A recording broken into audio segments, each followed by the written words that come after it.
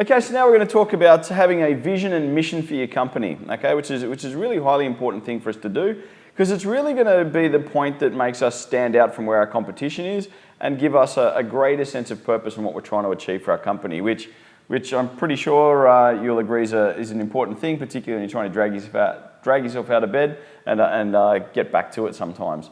All right, so the purpose and benefit, and the reason we do this is to set us apart from other people. Okay, so we have if we're talking about the vision, it's what's going to set us apart from our competitors. What we're really trying to do there is to give us a mission statement which talks about our special identity. Okay, it's our business emphasis and also a little bit of a path for development. Okay, we're talking about what we want to do at the end of the goal. So it could actually be we're looking to climb a mountain, okay, and get ourselves at the top of the mountain. It could be to change industry. It could be to redefine the way people use goods and services. It could be a whole range of things that we're trying to achieve there. All right, but we're talking about what we want to do. So the vision statement represents a dream beyond what we think is possible. Okay, so getting to the top of the mountain, we'd all agree is a bit of a challenge. All right, so we're trying to talk about what is that bigger picture, the almost impossible. It's a bit of a moonshot. We're going for it. All right, and what we want to do there is talk about the greater purpose of our company, not just to make a profit, to make some dollars tomorrow and get out of this, but to actually talk about the sort of, are we looking to change an industry? Are we looking to change the way our customers interact with our particular goods and services? Are we looking at, reshaping an entire industry, whatever it happens to be, okay? So there's quite a lot of good goals out there. But what it really represents is that mountaintop, okay? So where we're headed, okay? Where are we going? What are we trying to achieve from this? What's really the purpose? Why are we interested? What's going on from there? And it provides a picture of what our business will be like in 5 to 10 years. Okay, so once again, it's not a sense of immediacy. It's a longer term, bigger picture goal of what we're trying to achieve in that large picture. Okay, it's not next week, it's not next month, it really is 5 to 10 years. When our industry or when our product and service has really got to its point, what will that be and what are we trying to achieve? All right, so as we say, it's long term, 5 to 10 years. It's probably not going to happen quicker than that. If it happens longer than that, it gets a little bit drawn out and it becomes a little bit harder to sort of, visualize, but, we'll break it down. All right, so the first thing we do is we need to come up with, well, what is the vision? Okay, so how are we going to define the vision and what are we trying to achieve from the vision? So when we talk about that 5 to 10 years, we're trying to create a bit of picture of a better world, okay? Better product, better service, better world, whichever way we want to do.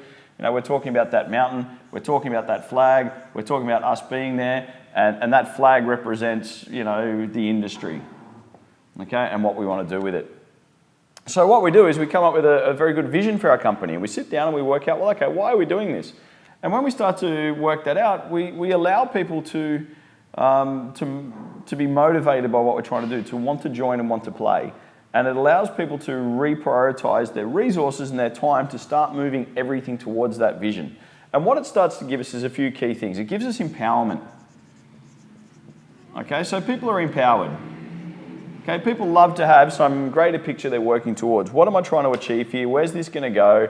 Why do I want to achieve it? How can I be involved? And they get something to focus their efforts. Okay, we're trying to climb to the top of a mountain. If it's not about climbing to the top of the mountain, why are we trying to do it? Okay, I want to get to I want to be this person here, climbing and mounting that up there. Awesome. All right. It allows people to focus. Okay, they can now get focused. Their energy is actually devoted towards climbing. Their efforts towards getting the flag ready, getting all those things ready, starting to push themselves towards it. They're now focused. They're empowered. They're interested. They've got buy-in. They've got focus. They know what we're trying to achieve. And it starts to raise their standard of excellence.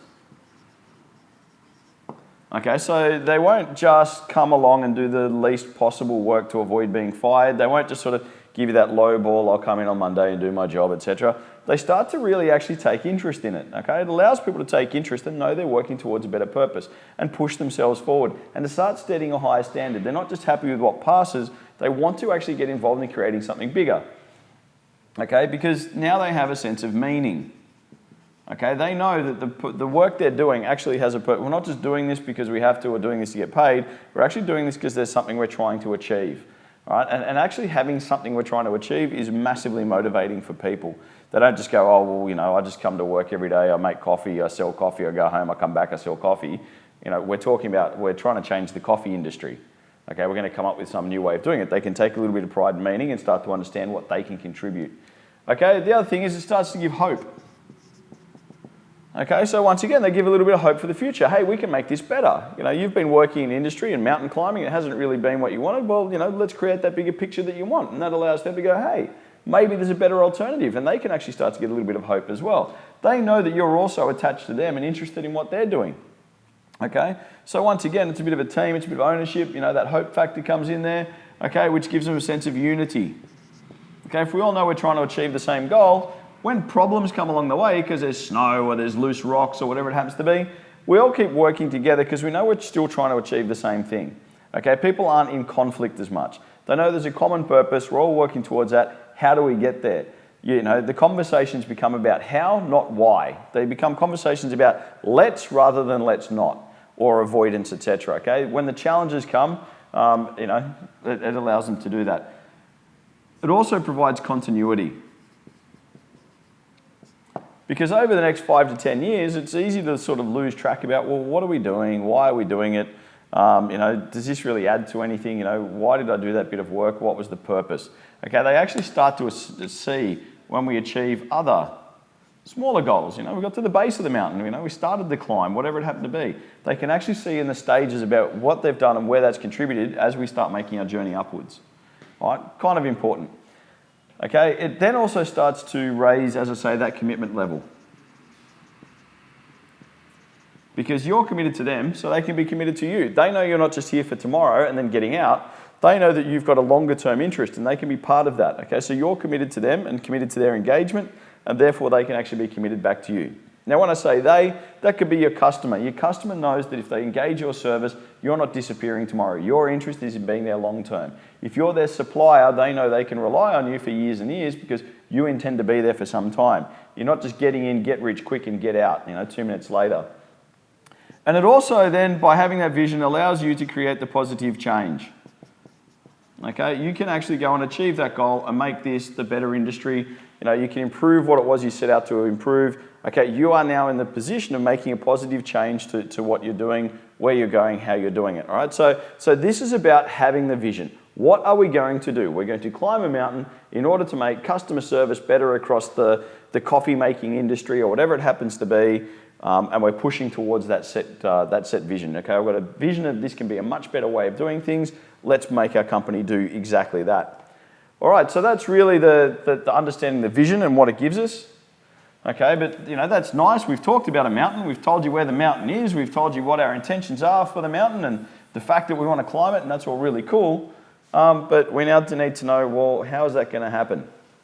All right, what's involved now? And that means we need to give a bit of a mission statement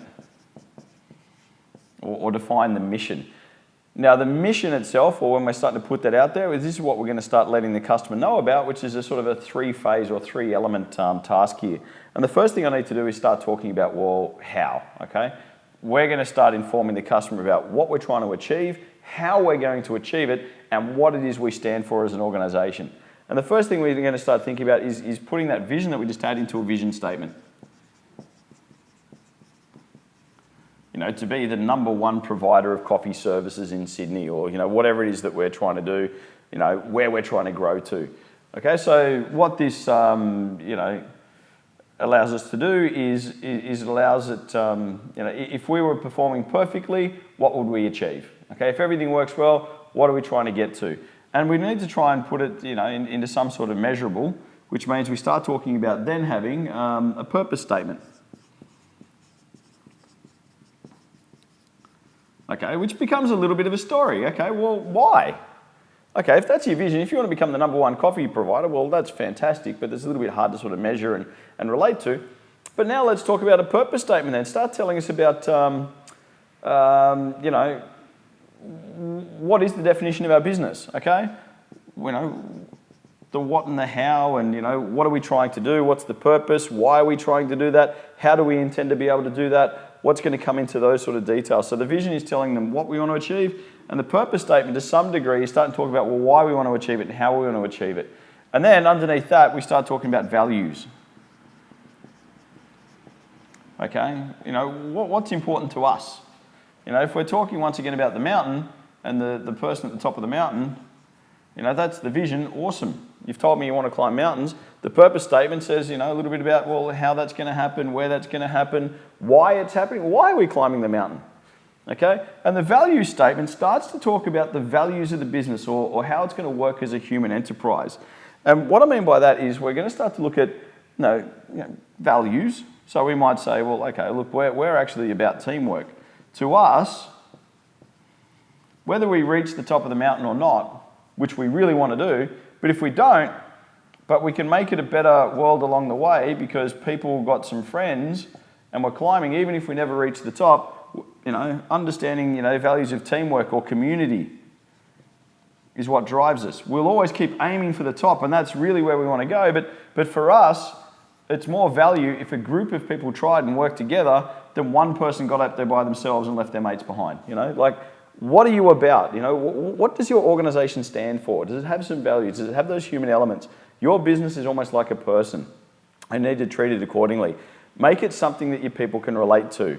You know, you might say we want to be the #1 coffee shop in Sydney, but we value fair trade above all else. And if we had to make a call between having fair trade and treating people fairly and reasonably and making sure people got paid good money or making another couple of bucks so some tight t-shirted, you know, cappuccino maker can make his, you know, money, actually we're about this. We're more about the industry and protecting individuals and making sure everyone gets a fair go than trying to be necessarily up here. But we do want to be here. This is where we're at. But these are the values that drive us and make us want to make that change. Okay, so if there had to be a trade-off, you know, where do you stand? And then make sure that you follow through and actually deliver on those values. Don't say it and then not do it, okay, because that's probably the worst. All right, but if we do that, if we start to think about, you know, what's the mission, what's the vision we want to achieve, the purpose statement, the how and why, and then the value statement, what we believe in, and if we can deliver on those, we'll have a pretty good idea of our vision and mission and we'll stand out from our competitors.